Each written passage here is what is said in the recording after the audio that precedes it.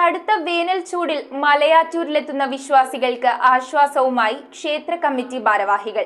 പെരുമ്പാവൂർ കൂട്ടുമടം ക്ഷേത്ര ഭരണസമിതിയുടെ നേതൃത്വത്തിലാണ് വിശ്വാസികൾക്ക് ദാഹമകറ്റാനായി പഴച്ചാറുകളും വിശ്രമിക്കാനായി ഒരിടവും ഒരുക്കിയിരിക്കുന്നത്.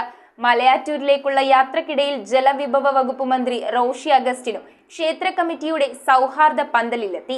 പത്തനംതിട്ട, കോട്ടയം, ഇടുക്കി ജില്ലകളുടെ വിവിധ ഭാഗങ്ങളിൽ നിന്ന് കാൽനടയായി എത്തുന്ന തീർത്ഥാടകർ ശരണം വിളികളുമായി കൂട്ടുമടം ക്ഷേത്രത്തിന് മുന്നിലൂടെയാണ് മലയാറ്റൂരിലേക്ക് പോകുന്നത്. പെരുമ്പാവൂർ കൂട്ടുമടം ക്ഷേത്ര ഭരണസമിതിയുടെ നേതൃത്വത്തിലാണ് മലയാറ്റൂർ തീർത്ഥാടകർക്ക് ചൂടകറ്റാൻ ശീതളപാനീയവും വിശ്രമിക്കാൻ ഇടവും ഒരുക്കിയത്. മലയാറ്റൂരിലേക്കുള്ള യാത്രക്കിടയിൽ ജലവിഭവ വകുപ്പ് മന്ത്രി റോഷി അഗസ്റ്റിനും ക്ഷേത്ര കമ്മിറ്റിയുടെ ഈ സൗഹാർദ്ദ പന്തലിലെത്തി.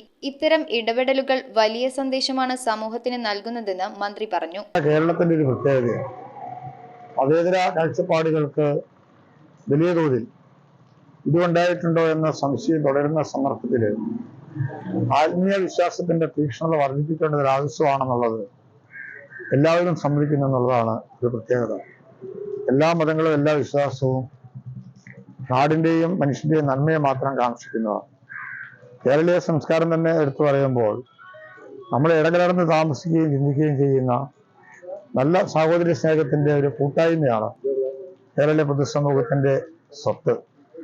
അത് നഷ്ടമാകരുതെന്ന് ആഗ്രഹിക്കുന്ന സമൂഹമാണ് ഇവിടെ ഉള്ളത്. അതിൽ ഉയർന്നു വരുന്ന ഇത്ര ആശയങ്ങളും പരസ്പര സഹകരണവും സഹവർത്തിത്വവും ഈ നാടിന് നൽകുന്ന വലിയ ഒരു മെസ്സേജുണ്ട്. News bureau, Perumbavoor.